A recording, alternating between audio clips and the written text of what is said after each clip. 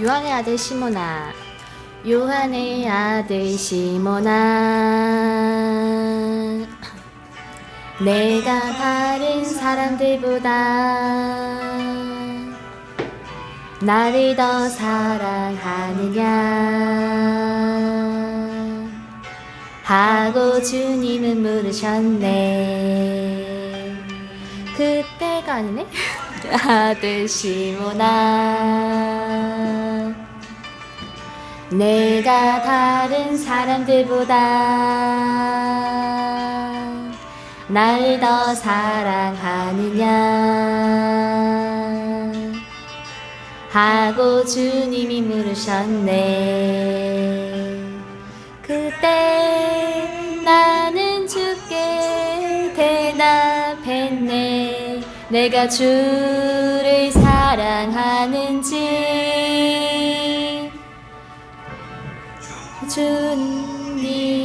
주님께서 아십니다. 주님께서 내 마음을 아시리. 아들 시몬아,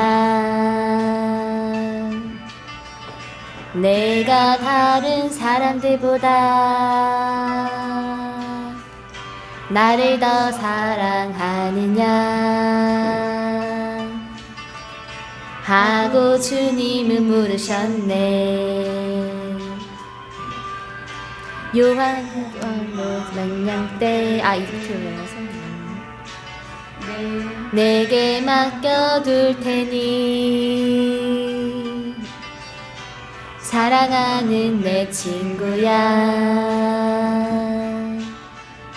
많은 양떼를 부탁한다. 그때 나는 주께 대답했네. 내가 주를 사랑하는지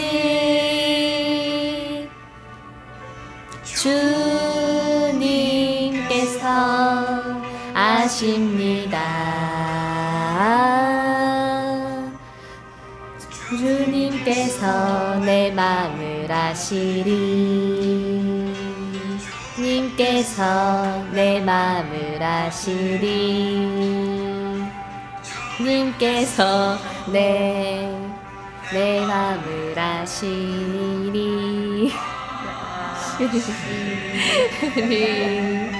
네, 여러분, 우리의 마음을 주님이 알아주실 겁니다. 셋째 날 메시지 시작하겠습니다.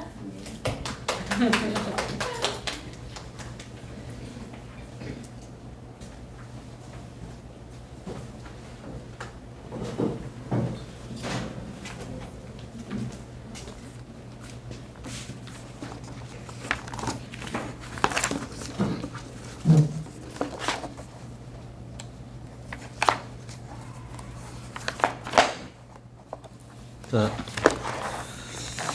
예, 그러면 찬송가 135장 셋째 날 찬송 있죠. 그 1절하고 2절만 부르도록 할게요. 참, 누구 발표하기로 한 분 있습니까?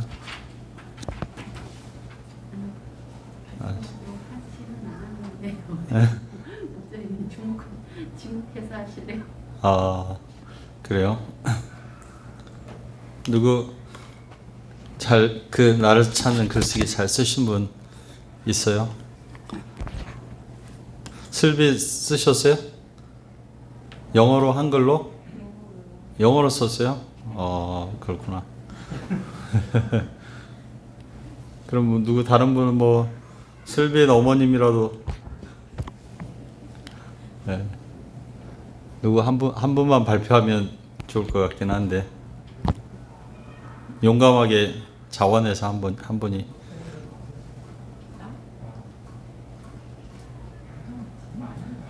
아니 농담 아니에요. 농담 아니에요.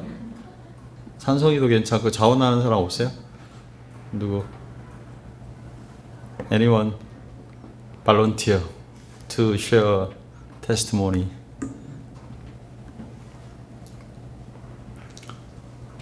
그 우빈이 아빠 잘 쓰신 것 같은 얼굴이. 못 썼습니다. 아 그래. 은혜가 없어요. 그러면 앤드리아, how about 슬비스 testimony? Yeah, really good. Really good? Really insightful. 그래요. 누가 통역하지? 한글로 번역하면서 발표할 수 있어요? 한번 해보세요. 그냥 한글로 한글로 한번 천천히 이야기하듯이. 그래도 상관없어요. 네, 오케이. 감사합니다. 오케이. 어그리. 네, 한번. 네. 오케이. 우리 슬비자매님이 하는 걸로 알고 우리가 잘 기도하고 듣도록 하겠습니다. 자, 어저께나 오늘이나 1절하고 2절.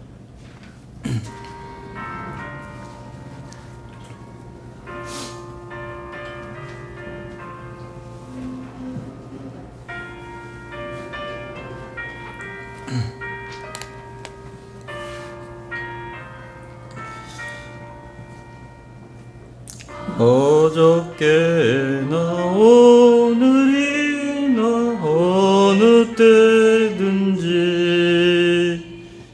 영원토록 변함없는 거룩한 말씀 믿고 순종하는 이의 생명 되시며 한량없이 아름답고 기쁜 말일세 어저께나 오늘이나 영원 무궁히 한결같은 주 예수께 찬양합시다. 세상 지나고 변할지라도 영원하신 주 예수 찬양합시다. 풍랑이는 바다 위로 걸어오시고 갈릴리의 험한 풍 잔잔케 하고 겟세마네 동산에서 우리 위하여 눈물 짓고 기도하시 고난의 주님 어저께나 오늘이나 영원 무궁히 한결같은 주 예수께 찬양합니다. 세상 지나고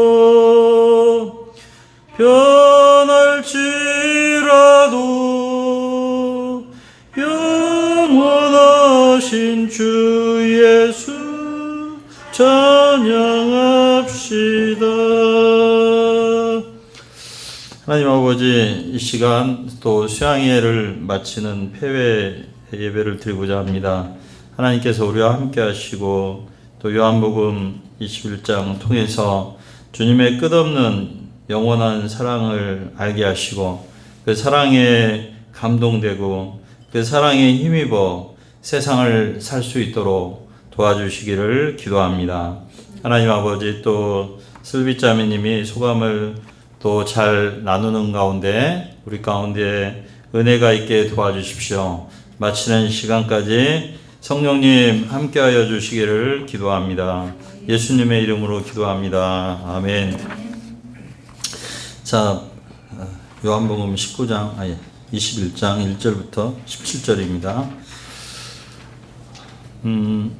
그 후에 예수께서 디베랴 호수에서 또 제자들에게 자기를 나타내셨으니 나타내신 일은 이러하니라.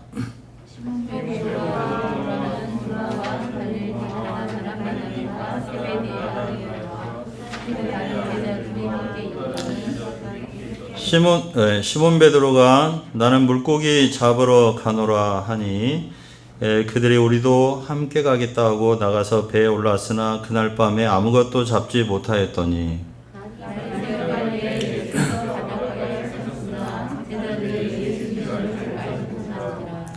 예수께서 이르시되 얘들아 너희에게 고기가 있느냐 대답하되 없나이다.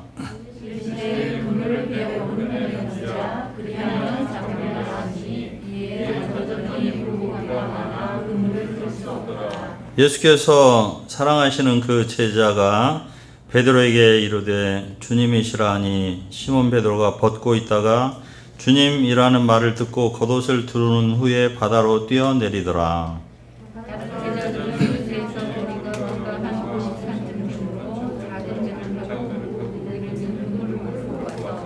육지에 올라와 보니 숯불이 있는데 그 위에 생선이 놓였고 떡도 있더라. 시몬 베드로가 올라가서 그물을 육지에 끌어올리니 가득이 찬 큰 물고기가 153마리라 이같이 많으나 그물이 찢어지지 아니하였더라.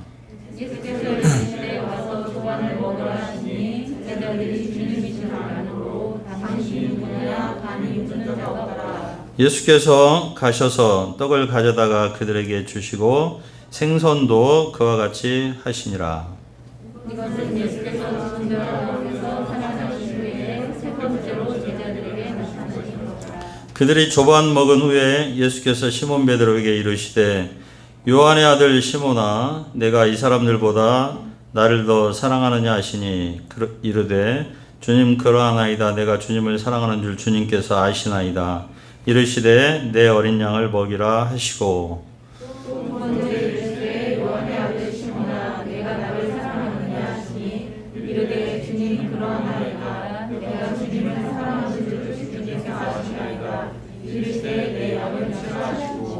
세 번째 이르시되 요한의 아들 시몬아 내가 나를 사랑하느냐 하시니 주께서 세 번째 내가 나를 사랑하느냐 하심으로 베드로가 근심하여 이르되 주님 모든 것을 아시오매 내가 주님을 사랑하는 줄을 주님께서 아시나이다. 예수께서 이르시되 내 양을 먹이라. 예. 이 간상 좀 잠깐 바꿔서 할게요.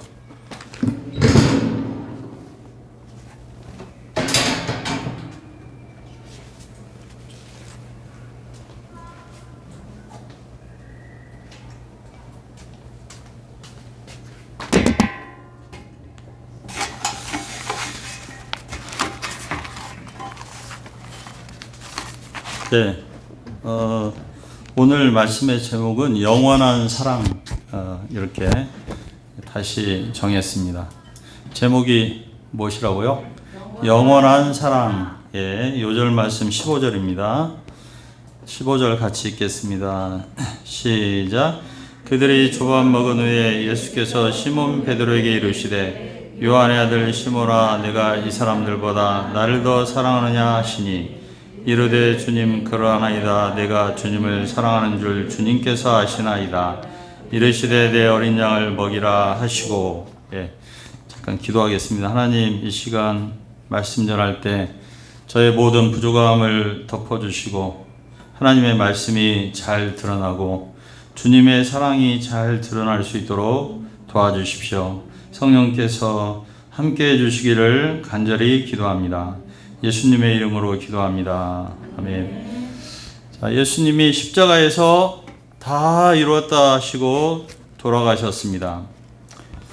그리고 끝일까요? 아닙니다. 예수님이 부활하셨습니다. 그래서 갈릴리 바닷가에 있는 7명의 제자들을 찾아오시고 그들을 섬겨주십니다. 그리고 그들에게 사랑 고백을 받으십니다. 오늘 말씀은 예수님의 사랑의 성격, 예수님의 사랑의 성격이 어떠한지를 가르쳐 줍니다. 사랑은 우리 삶의 원동력입니다. 사랑을 받을 때 우리가 살아갈 힘을 얻게 됩니다. 이 시간 우리가 완전한 사랑인 주님의 사랑을 배울 수 있기를 기도합니다. 우리가 지금 동해안 바닷가에 와 있는데요. 잠깐 갈릴리 바닷가로 가서 파도처럼 밀려오는 우리 주님의 사랑을 경험할 수 있기를 기도합니다. 부활하신 예수님이요. 부활하신 그날 저녁 때 제자들에게 나타나셨습니다. 그런데요, 도마가 그 자리에 없었습니다. 도마는 아재개구로 하면요, 모든 것을 도마 위에 올려놓고 의심하는 그런 사람입니다. 왜 예수님이 10명의 제자들, 이제 가룟 유다는 없고 10명의 제자들이 도마 없는 상태로 10명의 제자들이 모여 있는데 왜 하필 그때 나타나셨을까요? 도마가 맨날 의심하니까 도마가 미워서 도마가 잠깐 시장 간 사이에 쫙 나타나셨을까요? 예. 이 내용을 보면요, 도마 있는데 다시 한번 나타나십니다. 그거는 도마를 위해서 나타나셨다, 이렇게 볼 수가 있습니다. 그러니까 두 번째 나타나신 것이 도마 있는 데서 나타나신 것입니다.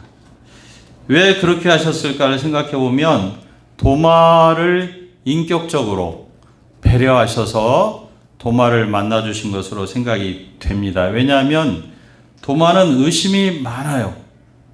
그래서 영어에서 요새 보면, 요새가 아니라 영어에 Are you Thomas? Are you Thomas? 그 말은 Are you skeptist? 너 의심 많지? 너 회의론자지? 그런 뜻입니다. 그래서 주님이 도마가 태생적으로 의심이 많고 믿는 것이 매우 어려운 사람이라는 것을 아시고 특별히 배려해서 도마를 만나주신 것입니다. 자, 오늘 요한복음 21장은 예수님이 세 번째로 제자들에게 나타나신 것입니다. 예수님 만난 제자는 7명입니다. 대부분 갈릴리가 고향인 사람들입니다. 그런데 특이한 것은 도마가 또 베드로 다음에 언급되고 있어요.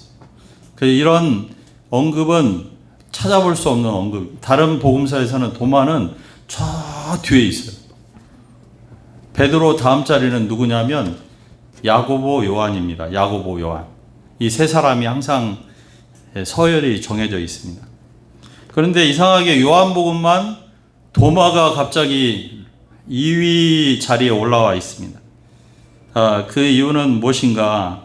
요한복음은 요한이 썼어요.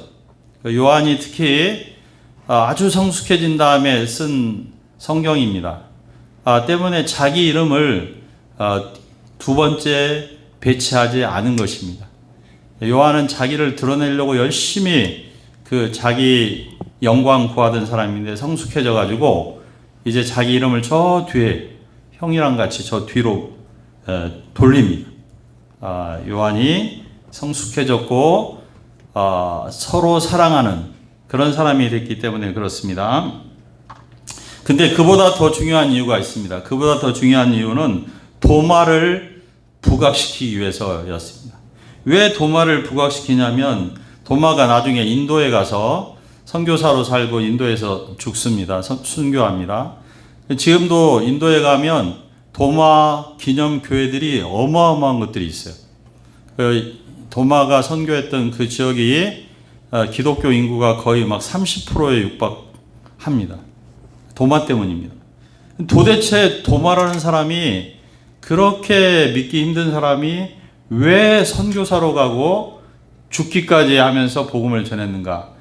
이분이 부활하신 예수님을 못 만났으면 무슨 용기로 그곳에 갈 수 있었느냐는 것입니다. 그것이 사도 요한이 말하고자 하는 바입니다. 즉 도마를 부활의 증인으로 내세우고 있는 것입니다. 자, 그러면 7명의 제자들은 왜 지금 갈릴리에 와 있는 것일까요? 예루살렘에 있으면 잡혀 죽을까 봐 하는 두려움 때문에 갈릴리로 피신해 온 것일 수도 있습니다. 그런데 마태복음 26장이나 마가복음 14장을 보면 예수님이 자신이 체포당할 때 목자를 치면 양들이 흩어질 것이다, 그 말씀하시면서 내가 살아난 후에 갈릴리로 갈 것이다, 이런 약속의 말씀을 하셨습니다. 그러니까 예수님이 갈릴리로 오신다고 했기 때문에 제자들이 갈릴리에 가서 예수님을 기다리려고 했던 것 같습니다. 자, 이제 갈릴리 바닷가에 온 제자들은 무료하기도 하고요, 또 먹거리를 만들어야 되기 때문에 이제 오랜만에 배를 띄워서 밤새 고기를 잡습니다. 갈릴리 바다에서는 물고기는 밤에 잡습니다. 그런데 밤새 고기를 잡았는데 한 마리도 잡지 못했습니다. 너무나 허무하고 허탈했을 것입니다. 그것은 마치 자기들의 처지랑 비슷했기 때문에 예수님의 제자로 살았는데 지금 아무것도 남는 게 없는 그 상황을 생각하면서 더 착잡하고 아주 우울했을 것입니다. 그런데요, 동이 터올 무렵에 어슴푸레한 상황에서 어떤 한 분이 바닷가에 이렇게 오셨어요. 누군지 확인이 잘 안 됩니다. 근데 이분이 제자들을 향해 말했습니다. 어이 친구들, 고기 좀 잡았어? 이렇게 물어봅니다. 제자들은 누군지 모르겠는데 아마도 일찍 잠이 없어서 바닷가에 나온 동네 아저씨, 할아버지인가? 이렇게 생각하면서 없어요, 한 마리도 못 잡았어요 라고 이렇게 대답했습니다. 그러자 그분이 뭔가 힘있고 권위 있는 음성으로 그물을 배 오른편에 던져봐, 그러면 잡을 것이야. 6절입니다. 그렇게 말했습니다. 그러자 그들은 지푸라기라도 잡는 심정으로 왠지 모를 그 권위 있는 그 음성에 따라서 배 오른편에 그물을 던졌습니다. 그랬는데 이게 어떻게 된 일입니까? 휴가 갔던 물고기들이 돌아왔는지 막 제자들이 던진 그물 속으로 물고기들이 막 들어왔습니다. 엄청 큰 거 팍팍팍 뛰면서 그물이 가득 차게 되었습니다. 그래서 7명의 제자들이 그물을 끌 수가 없을 정도가 됐어요. 밤에는 한 명이 잡아당겨도 다 잡아당길 수 있었는데 그렇게 많이 고기를 잡게 되었어요. 그때 한 발 빠른 센스쟁이, 우리 우빈이처럼 센스쟁이 요한이 탄성을 지르며 말했습니다. 주님이시다, 주님이시다. 그러자 행동파 리더인 베드로가 갑자기 겉옷을 걸칩니다. 수영을 하는데 겉옷을 걸쳐요. 주님께 대한 경외심과 애의 때문에 겉옷을 걸치고 바다로 다이빙합니다. 그래서 막 주님을 향해 헤엄쳐갑니다. 주님을 향한 그의 열정이 그의 무기력했던 팔과 다리에 힘을 주고, 그리고 뜨거운 그의 심장이 막 갈릴리의 수온을 막 데우는 것 같았습니다. 6지에 올라와 보니까 예수님이 숯불 파티를 준비해 놓고 계셨습니다. 예수님이 숯불에 생선과 떡을 굽고 계셨고, 그리고 지금 막 잡은 생선을 좀 가져오라고 그래가지고 신선한 생선 구이를 추가하셨습니다. 예수님은 밤샌 제자들, 그리고 얼마나 출출할까, 그 생각을 하셨고, 날씨가 쌀쌀했기 때문에 숯불을 피워 숯불 파티를 준비하시고 그들의 아침 식사를 준비하신 것입니다. 이제 예수님은 사랑 많으신 어머니처럼 와서 조반을 먹으라. Come and have a breakfast. 이렇게 말씀하셨습니다. 그들은 자신들 앞에 계신 분이 예수님인 것을 알았습니다. 이 주님은 어느 때보다 권위 있어 보였습니다. 그리고 제자들은 어느 때보다 할 말이 없고 죄송스러워 고개를 들 수가 없었습니다. 특히 베드로 같으면요, 평상시 같았으면 막 열심히 달려들어서 막 먹었겠죠. 그런데 이 자리에 지금 베드로는 고개 숙인 남자로 있습니다. 그 이유는 그가 절대 주님을 부인하지 않겠다고, 다 주님을 부인해도 나는 부인하지 않겠노라고 그렇게 맹세를 했었습니다. 그런데 그가 놀랍게도 여자 종 앞에서 3번이나 자기를 저주하는 게 뭔지 아십니까? 내가 예수의 제자면 내 손에 장을 지지겠다. 내가 예수의 제자면 나는 배씨가 아니다. 이렇게 하는 겁니다. 예수님 저주한 게 아니라 자기를 저주했어요.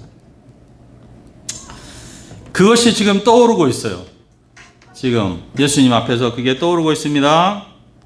이때 예수님이 어떻게 하십니까? 13절. 자, 13절을 보십시오. 예수께서 가셔서 떡을 가져다가 그들에게 주시고 생선도 그와 같이 하시니라. 예수님은 죄송한 마음을 품고 쭈뼛쭈뼛거리고 있는 제자들에게 이리 오라고 하니까 안 와요. 그러니까 예수님이 일회용 접시를 들고 이렇게 찾아가서 산성 입을 벌려가지고 마스크 벗어 그래가지고 해가지고 먹여주시는 거예요. 고기를.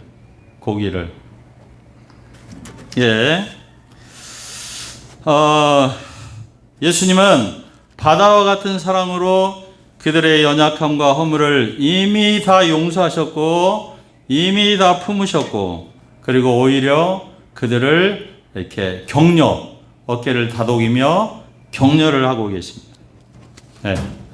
예수님은 아침 식사를 마치고 제자들이 이제 행복감에 젖어 있을 때 시몬 베드로를 부르시며 이렇게 질문하셨습니다. 아주 유명한 질문이죠. 15절 사랑하느냐까지만 다 같이 한번 읽어보겠습니다. 시작.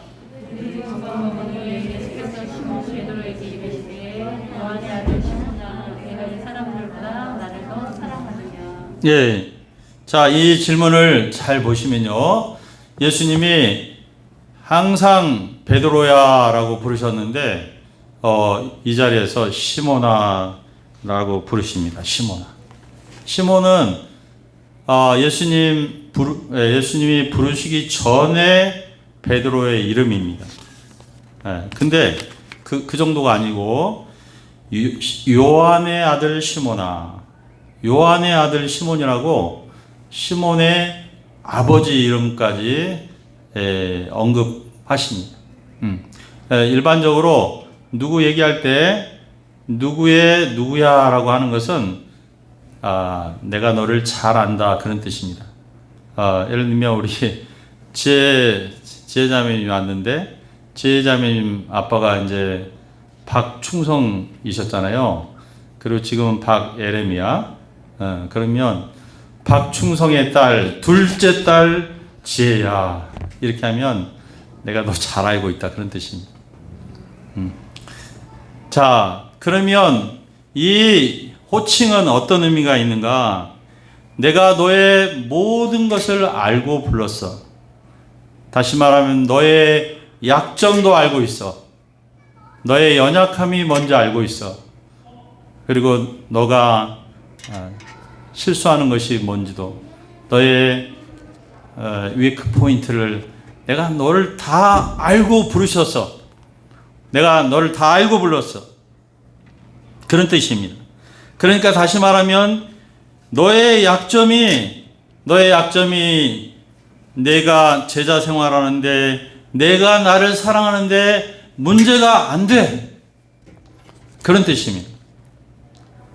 자, 예수님은 이제 질문하십니다. 베드로에게 뭐라고 질문합니까? 내가 이 사람들보다 나를 더 사랑하느냐?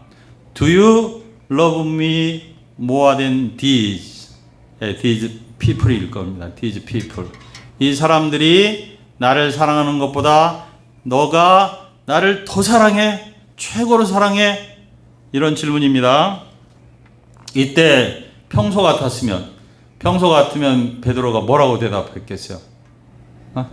찬성이 뭐라고 대답했겠어요? 예? 예. 짧게, 예. 예. 시몬이 베드로가 그럼요, 주님. 제가 주님을 어떤 제자보다 사랑하죠. 내가 주님 사랑하는 거 따라올 사람 없어요. 내가 최고로 주님 사랑하는 것만큼은 내가 최고예요. 이렇게 말했을 것입니다. 예. 그런데 잘 보세요. 베드로의 대답이 너무나 겸손합니다. 너무나 평범합니다. 주님, 그렇습니다. 제가 주님을 사랑하는 줄 주님이 아세요. 뭐 이런 거 없어요. 막 부사, 과장법 더 엄청나게 이런 거 다 없어지고요. 평범하게, 아주 조용하게, 좀 풀이 죽은 듯이, 주님, 그렇습니다. 내가 주님을 사랑하는 줄 주님이 아세요. 이렇게 대답했어요.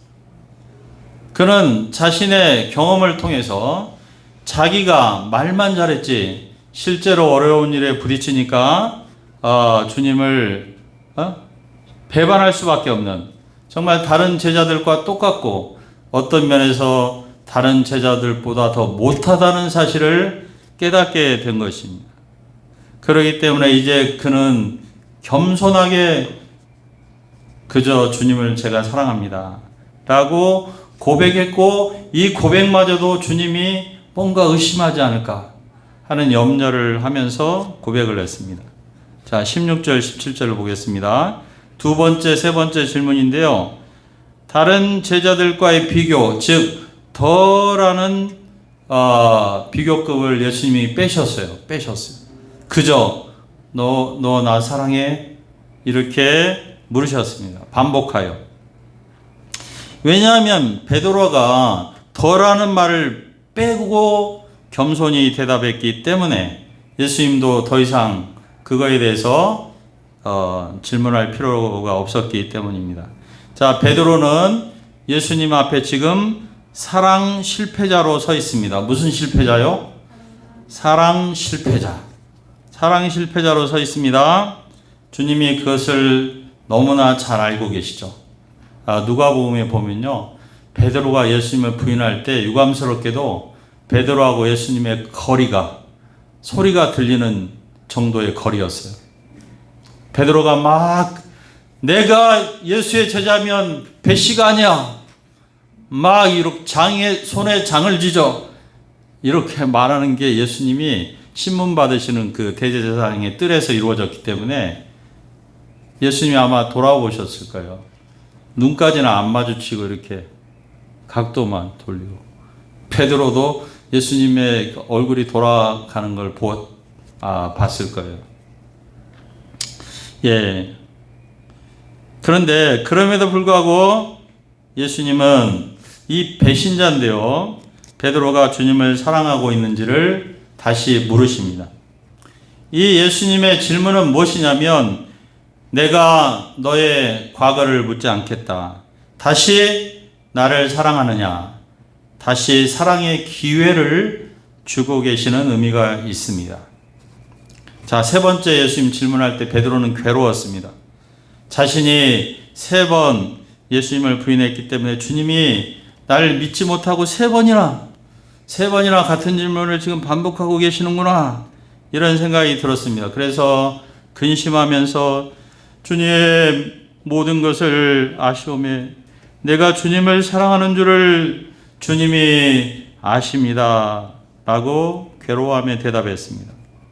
그는 왜 저를 못 믿고 그런 식으로 계속 질문하죠?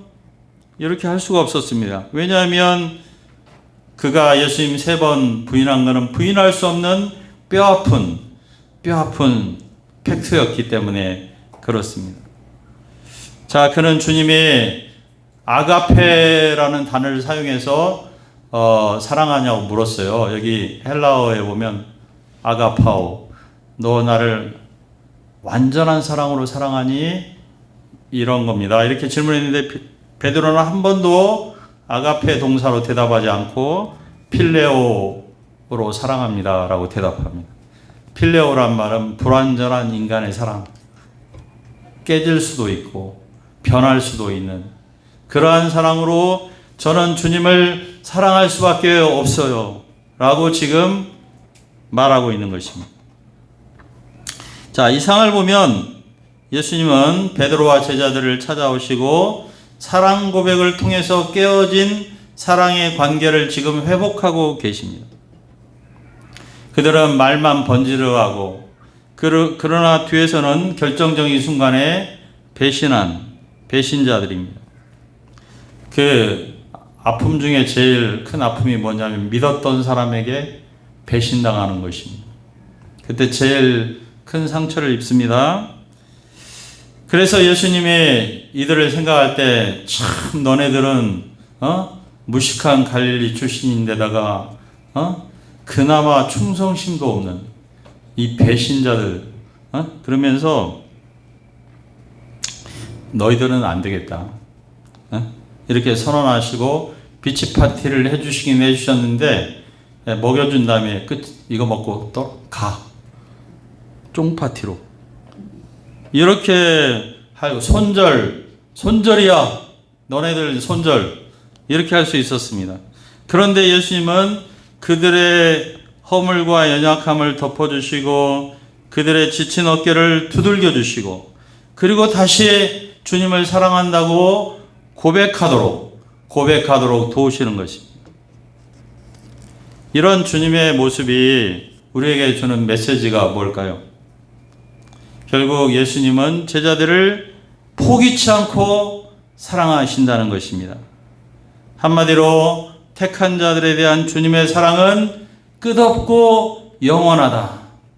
Endless love, permanent, eternal love입니다. 성경은 우리 인생들에 대한 하나님의 영원한 러브 스토리, 러브 레터입니다. 끝없이 우리를 향해서 너는 나를 사랑하니? 이 말은 뭐냐면 내가 너를 사랑한다. 내가 너를 사랑해. 내가 너의 허물과 연약함을 넘어서 변함없이 사랑해. 끝까지 사랑할 거야 라고 고백하는 이야기입니다. 우리 인간의 사랑은요, 조건적이에요. 이쁘니까 사랑하는 거예요. 공부 잘하니까 사랑하고, 똑똑하고 효자니까 사랑하고, 그런 겁니다. 조건적인 사랑이라고 합니다. 그런데요, 이런 사랑은 우리를 만족시키지 못합니다.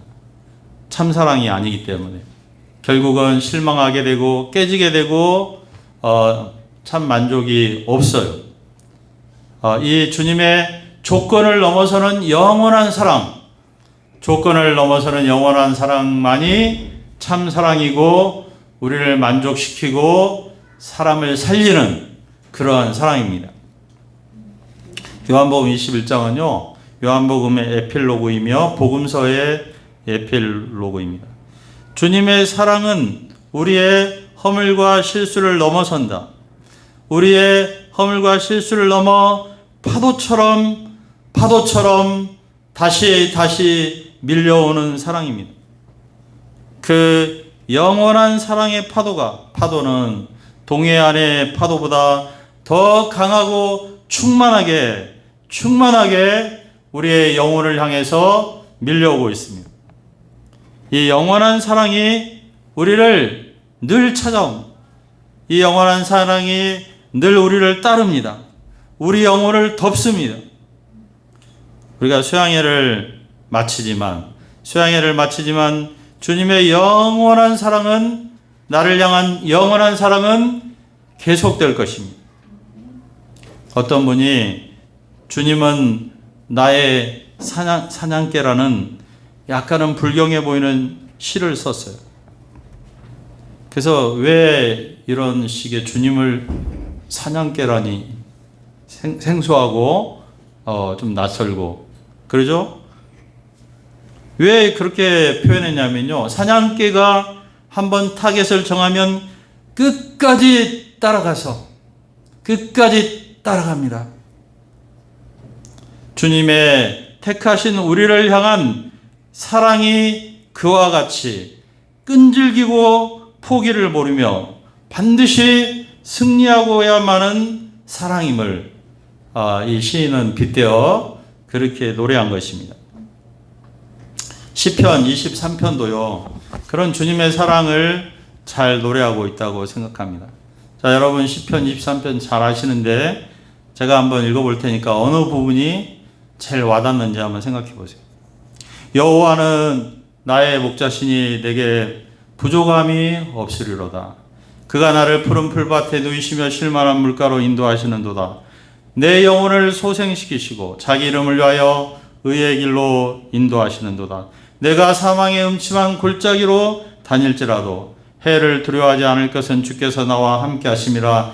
주의 지팡이와 막대기가 나를 안위하시나이다. 주께서 내 원수의 목전에서 내게 상을 차려주시고 기름을 내 머리에 부으셨으니 내 잔이 넘치나이다. 내 평생의 선하심과 인자하심이 반드시 나를 따르리니 내가 여호와의 집에 영원히 가리로다. 예. 진아 목자님 자고 있는 거 아니죠? 예, 어떤 부분이 시편 23편에서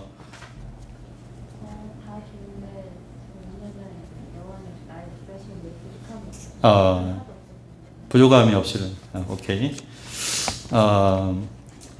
우리 우빈이 아빠는 어떤 부분이? 그냥 저기 다. 뭐랄까 많이 들어봤던 것 같은데 어디 저기 찬송가 가사 네, 찬송가 가사도 있죠. 여호와는 다 좋습니다. 네, 다 좋습니다. 네, 좋습니다. 자, 제가 요구하는 대답은 뭐냐면 내 평생의 선하심과 인자하심이 반드시 나를 따르리니 그겁니다. 영어로 surely goodness and love will follow me입니다. surely 반드시 하나님의 선하심과 인자하심, 사랑으로 되어 있죠. 사랑이 나를 따라다닌다는 겁니다. 나를 포기하지 않고 계속 따라다니는 것입니다. 그렇기 때문에 주님의 사랑이 언제나 사냥개처럼 나를 따르기에 내가 부족해도 나의 삶이 부족함이 없을 것입니다.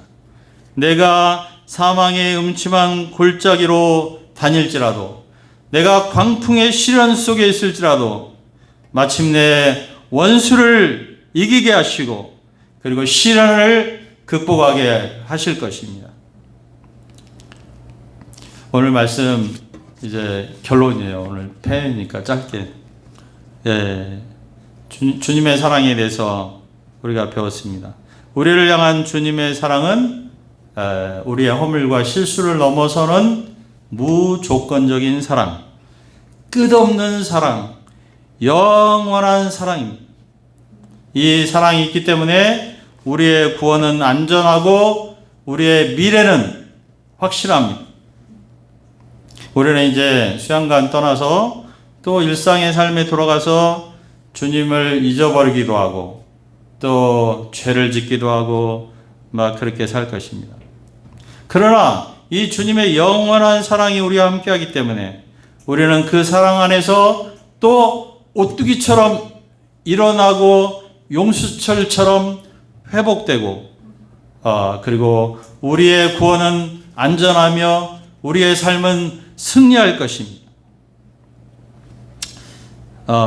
수양회를 마치는 여러분 모두에게 이 영원하신 주님의 사랑이 동해안 파도보다도 태평양보다도 더 크게 와닿게 하시고 이 사랑으로 승리하는 삶을 사시고 그리고 내년 수양회에 다시 만날 수 있기를 바랍니다.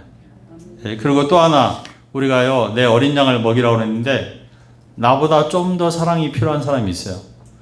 나보다 좀 더 상처받은 사람, 나보다 좀 더 슬프고 울고 있는 사람 있습니다. 그리고 그 사람들이 세상에서 약자여서 세상에서 상처받고 실망하고 울고 있고 아무도 그를 조건 없는 사랑으로 대하지 않는 그런 분들이 있습니다. 아이들, 청소년들, 대학생들. 우리가 그런 분들을 내 양을 먹이라. 그 말씀에 기초해서 이 하나님의 사랑으로 섬길 수 있기를 기도합니다. 감사합니다. 요절 말씀 15절을 읽겠습니다. 시작. 그들이 조밥 먹은 후에 예수께서 시몬 베드로에게 이르시되 요한의 아들 시몬아 내가 이 사람들보다 나를 더 사랑하느냐 하시니 이르되 주님 그러하나이다. 내가 주님을 사랑하는 줄 주님께서 아시나이다. 이르시되 내 어린 양을 먹이라 하시고 하나님 영원한 사랑 십자가의 사랑으로 또 부활 후에 찾아오시는 사랑으로 우리 각 사람을 어루만져 주시고 격려해 주시는 것을 감사합니다. 이 영원한 사랑을 힘입어 우리가 삶을 승리하게 도와주시고 우리의 마음이 강해지게 하시고 모든 어려움들을 이겨내게 도와주시고 마침내 다른 사람들을 격려하고 섬기고 세울 수 있는 그러한 목자로들까지 우리가 세움받고 성장하게 하여 주시기를 기도합니다. 감사드리며 예수님의 이름으로 기도합니다. 아멘. 네, 그럼 찬송가 아까 했던 거 2절 더 부르고요. 네, 우리 실비자매님의 소감을 한번 들어보도록 그렇게 하겠습니다. 자, 3절 4절입니다.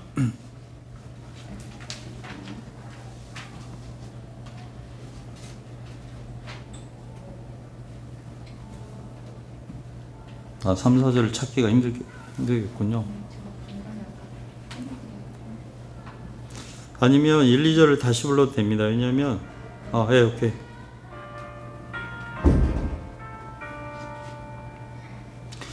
오물 많은 베드로를 용서하시고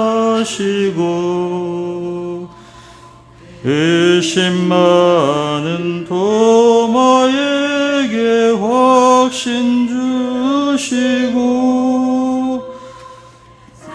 사랑하는 그의 제자 가슴에 안고 부드러운 사랑으로 살려주셨네.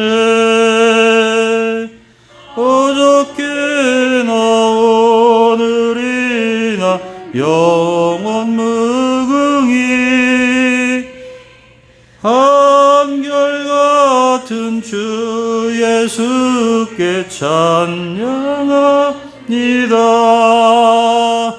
세상 지나고 변할지라도 영원하신 주 예수 찬양합시다. 엠마오로 여행하시던 주님 오늘도 한결같이 우리 곁에 함께 계시고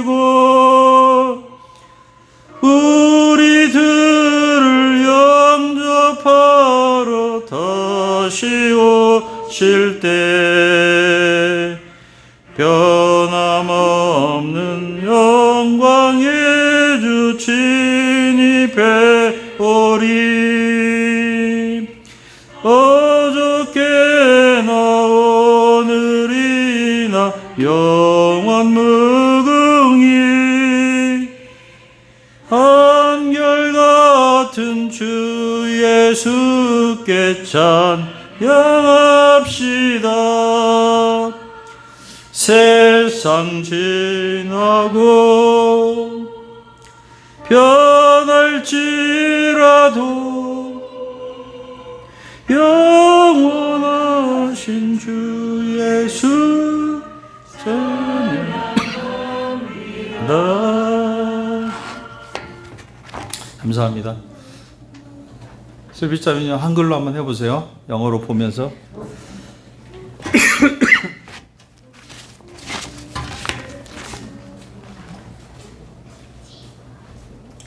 제가 기침을 했는데 코로나는 아니고 노래를 못하는 게 큰 소리를 하는 거예요. 네, 안녕하세요. 네, 제가 이거 쓸 때 막 약간 생각하는 대로 막 써서 약간 정신 없는데, 근데 아무튼 네, 요즘은 제가 좀 사람들 시선에 많이 집중하는 것 같아요. 왜냐하면 저에 대한 막 무슨 옷을 입든 아니면 어떻게 생겼거든 그런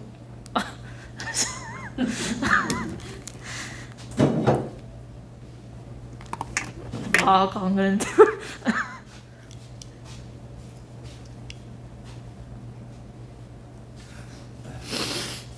그리고 마스크도 벗고 하셔도 돼요. 아니 이 모양이 안 보여서 무슨 말을 하는지. 그리고 이제 어메 미국에 갔기 때문에 말이 저기 하시고. 네, 그래서 그런 신경 때문에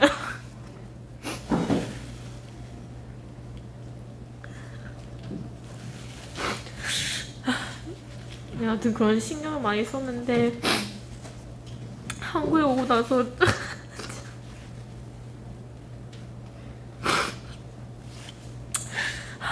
한국에 오고 나서 눈치가 많이 보게 되고 사람들이 저에 어떻게 생각하는가 그런 생각도 많이 하고 원래는 그런 생각 전혀 안 하고 이렇게 지냈는데 한 고1 때부터 제 주변에 있는 친구들도 다른 사람의 어떻게 자기를 보는가 그런 생각을 많이 하는 거 이렇게 노릇을 해서 저도 제 자존감이 좀 낮아지고 특히 여기 오고 나서는 약간 튀고 싶지도 않고 어울리고 싶은 마음 때문에 다른 사람들이 인정해주는 그런 마음이 좀 많이 좀 이렇게 씩했던 것 같아요.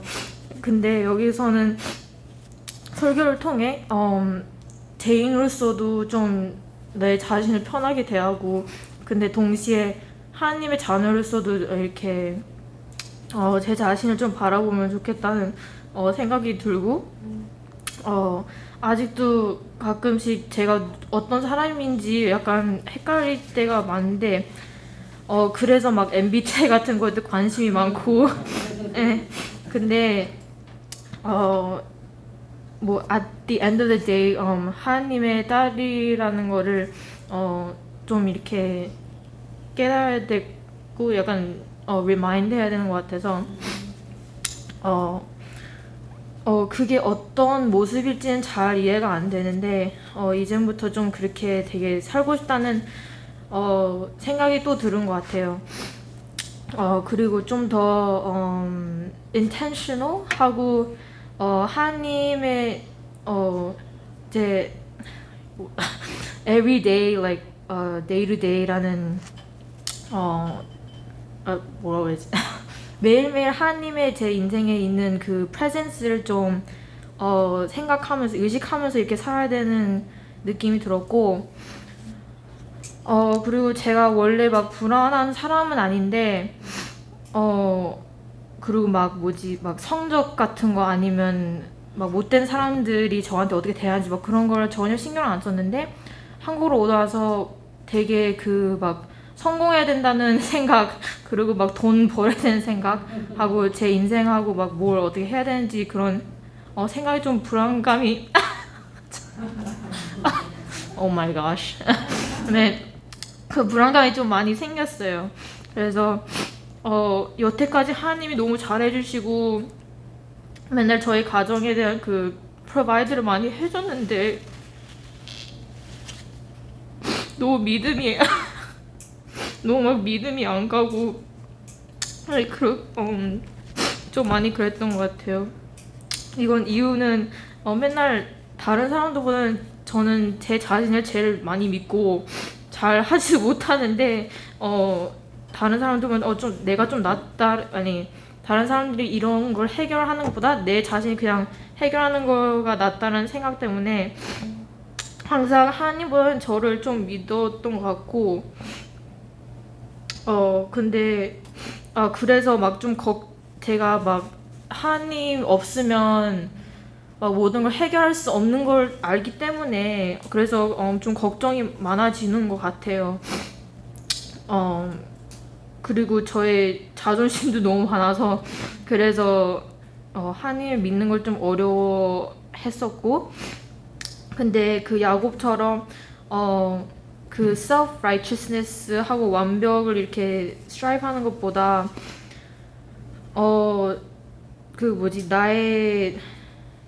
나에 대한 막 그런 걸 좀 내려놓고 진짜로 하나님을 경험하고 그래야지 제 마음도 편해지고 제 인생에 peace and joy가 있을 것 같아요. 그리고 수련회 끝나고 나서 다시 이렇게 돌아갈 때 그 Holy Spirit가 다시 좀 저를 인도하시고 그리고 자녀로서 이렇게 좀 이렇게 크게 grow하게 해줄 거라는 믿음이 있어요.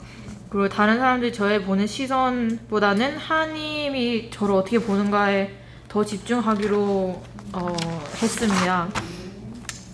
그리고 예배 같은 거 할 때 그 시간은 저에 대한 집중이 아니고 제가 어떻게 뭐 죄를 졌다 이번 주에 아니면 뭐 shame and guilt 막 그런 걸 포커스하는 것보다 그 시간에는 진짜로 하나님을 프레이즈하고 요번 주에는 너무 이렇게 저에 대한 faithful하게 해줘서 이렇게 감사하다는 시간을 보내야 되는 것 같고 그리고 좀 더 야곱처럼 그 형 때문에 그 못 건넜다는 막 그런 거 있잖아요. 다리를 못 건너서 왜냐면 저 그때 거기로 가면 탈출할 수 없으니까.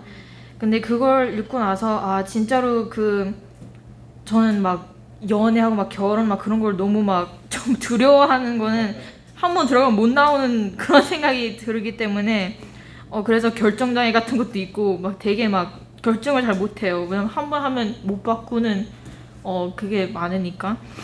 그래서 근데 그걸 읽으면서 진짜로 무슨 결정을 하든 맞든 안 맞든 진짜 하나님이 아직도 인도하시고 저를 곁에 있는 거를 이렇게 좀 더 강하게 믿어야 된다는 생각이 들었고 마지막으로 애들이 원래 막 부모님하고 좋은 관계가 있으면 애들이 좀 멀쩡한 애잖아요. 막 이렇게 착하고 뭐 막 사랑스럽고 막 그런 애들이 있으니까 그 부모님하고 관계가 좋아야지 그런 사람이 되니까 저도 하나님하고 관계가 좋아야지 하나님 자녀로서 좀 멀쩡한 사람이 되지 않을까라는 생각이 났습니다. 그래서 네, 다시 돌아간 후에 많은 걸 여기 설교 통해서 그리고 다른 사람 테스트모니 통해서 많은 걸 이렇게 배우고 힐링도 받고 그래서 다시 가면 진짜로 하나님 자녀로서 이렇게 더 뭐라 해야지?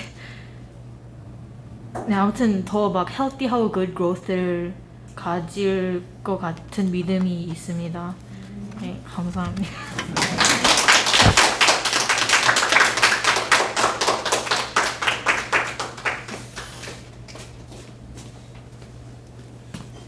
네, 감사합니다. 그 글쓰기 잘하셨네요. 아주 자기를 찾는.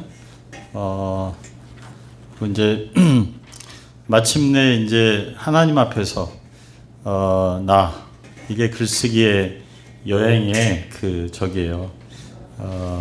소득이고 목적입니다. 그냥 막 나를 찾는 거는요.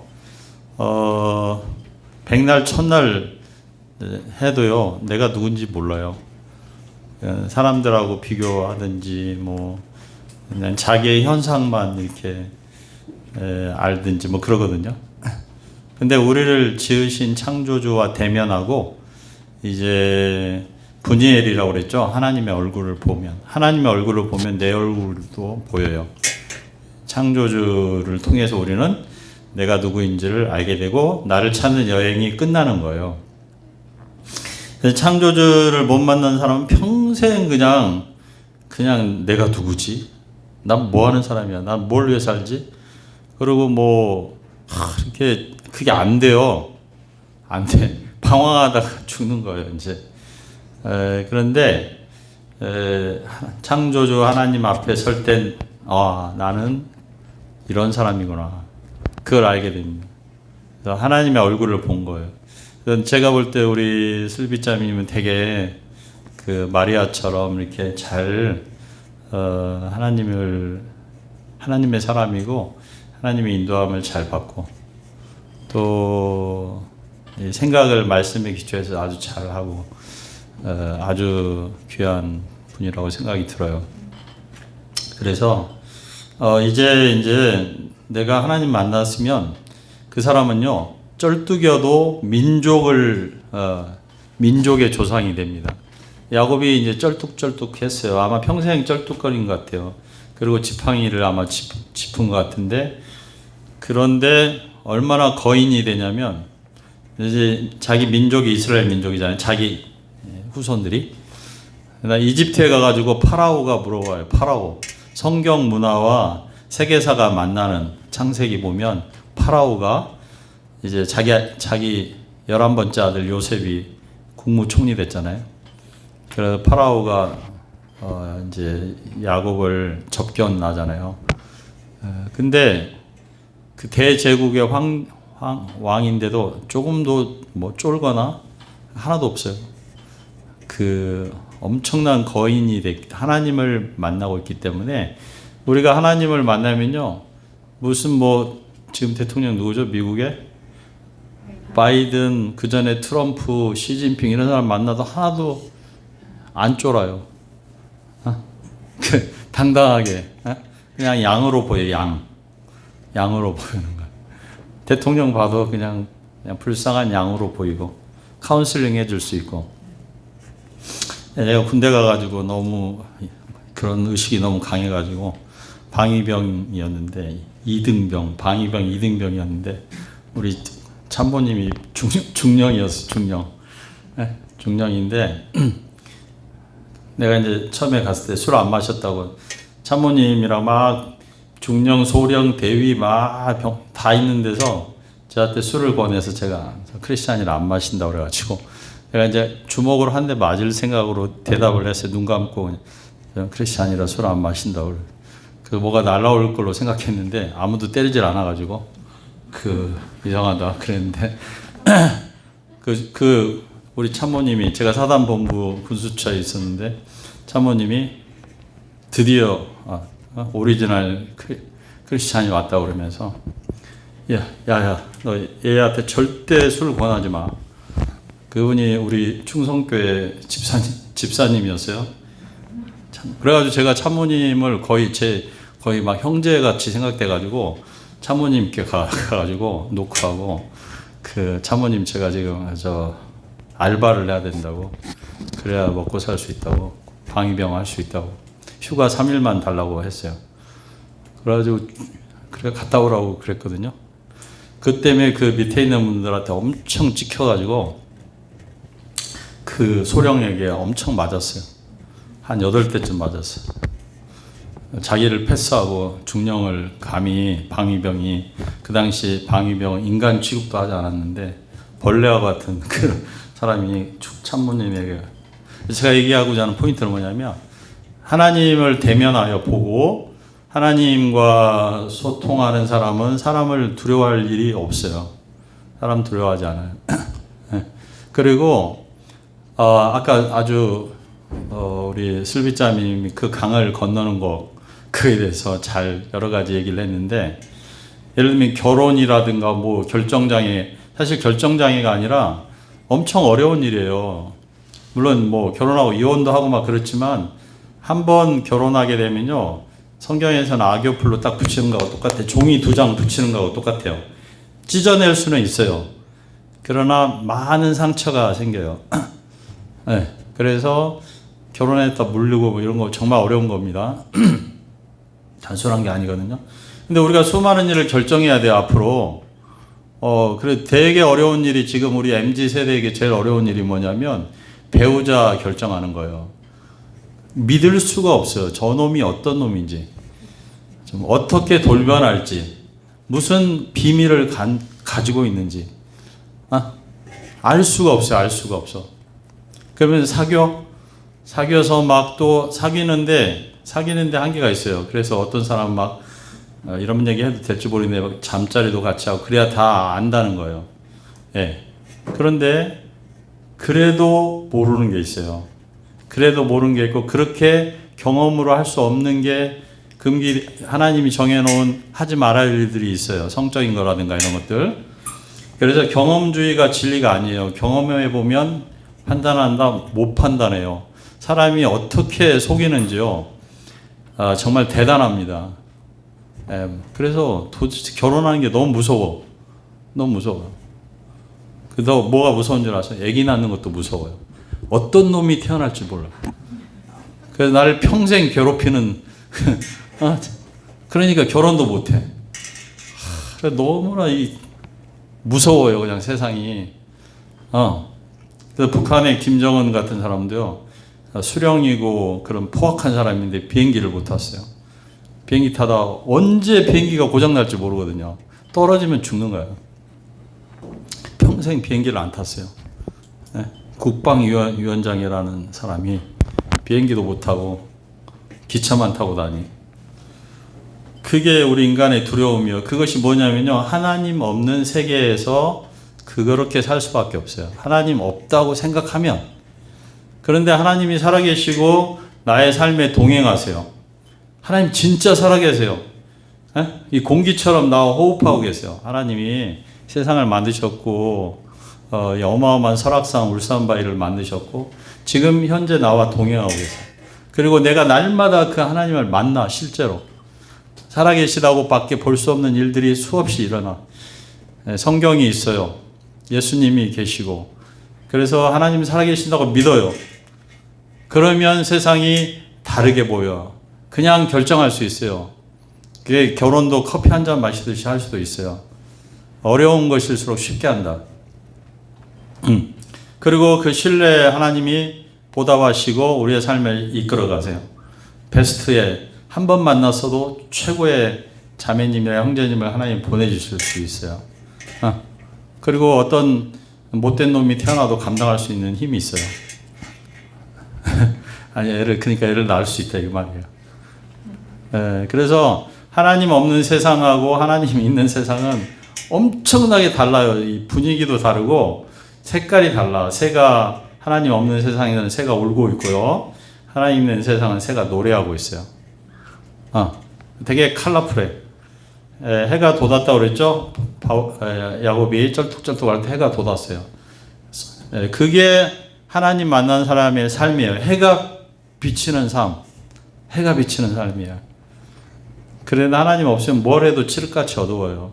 보세요. 10cm의 칠흑이라는 게 뭐냐면 10cm도 안 보이는 걸 칠흑이라고 해요. 10cm도 안 보여요. 그러면 내가 도대체 인생을 어떻게 살아요? 무서워서. 앞으로 10초 후에 10분 후에 일어날 일을 아무도 몰라. 너무너무 인생이 너무너무 무서워요. 너무너무 깜깜하고 그러거든요. 하나님 얼굴을 보면 해가 빛나요. 달려갈 길이 보여요. 저기 10년 후도 보이고 내가 뭘 해야 될지 비전이 보여요. 청년들은 환상을 보고, 자녀들은 애원하고, 젊은이들은 환상 보고, 늙은이들은 꿈을 꾸리라. 미래를 보고 갈 길이 보인다는 거예요. 그래서 우리 슬비자매님이 이제 결정장애 그런 거 있을지라도 지금 하나님과 동행하는 삶을 살면 담대하게 건너가 가지고 제일 앞으로 갔죠. 야곱이 에서 앞으로 갔어요. 아니 저 선두에 갔죠. 에서를 보고요 확 뛰어안으면서 에서 형 얼굴을 보니까 하나님 얼굴을 보는 것 같아요. 진심으로 그렇게 얘기했어요. 형이 하나도 안 무서워. 우리 문제가 하나도 안 두려워요. 하나님을 만난 사람은. 네? 하나님보다 더 큰 문제는 없으니까. 문제보다 하나님은 항상 크시니까. 안 무섭다고요. 그 하나님과 함께하는 삶은 어마어마하게 신나는 삶이에요. 근데 사람들은 하나님 함께하는 삶을 무슨 막 노예처럼 신앙생활을 생각해요. 끌려간다고 생각해서 최대한 늦게 죽기 전에 꼴까 가기 전에 믿습니다 하고 그렇게 죽기를 원하고 최고라고 생각해. 아니에요. 하나님과 동행하는 삶을 경험하면 빨리빨리 믿을수록 빨리빨리 하나님 알수록 삶이 어마어마하게 풍성하고 이렇게 아름답고 멋지게 펼쳐진다고요. 죄를 짓고 죄사함 받는 것만이 신앙이 아니고 죄를 짓지 않고 우리가 펼쳐나갈 너무나 판타스틱한 그런 삶이 있어요.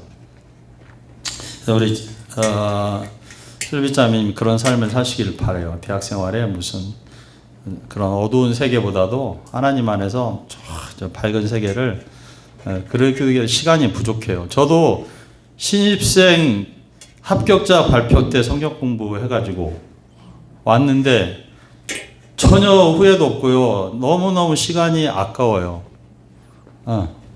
지금까지 그렇게 제가 36년쯤 됐는데 너무너무 아까워. 막 방황했더라면 얼마나 더 아까웠을까 그런 생각이 들어요. 그래서 이렇게 우리가 예수님 젊었을 때 만나면 참 좋은 겁니다. 하여튼 이번 여름수양에 감사하고요.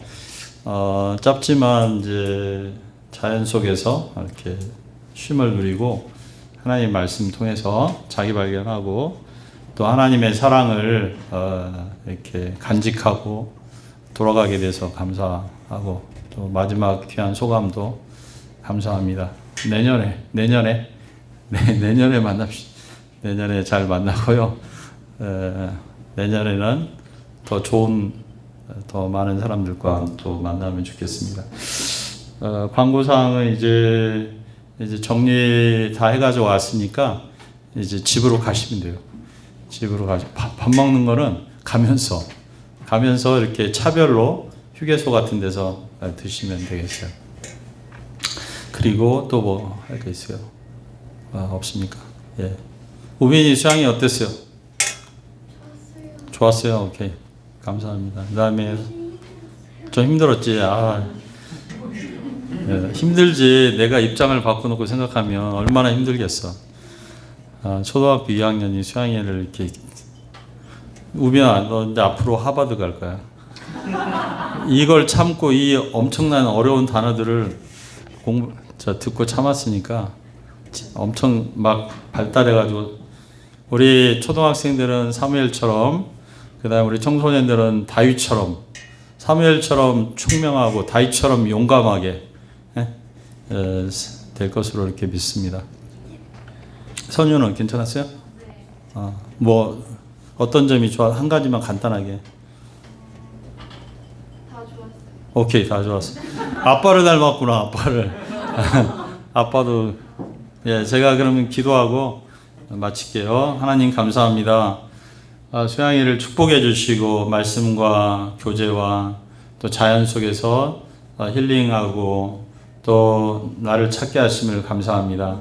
우리 영원하신 주님의 사랑이 또 1년 동안 동행하게 도와주시고 이 주님과 동행하는 기쁨, 체험, 충만한 후에 또 우리가 다시 만나게 도와주시기를 기도하며 이 수양의 모든 영광을 하나님께 돌립니다. 감사하며 예수님의 이름으로 기도합니다. 아멘. 우리 선생님들에게 박수 한번 하겠습니다.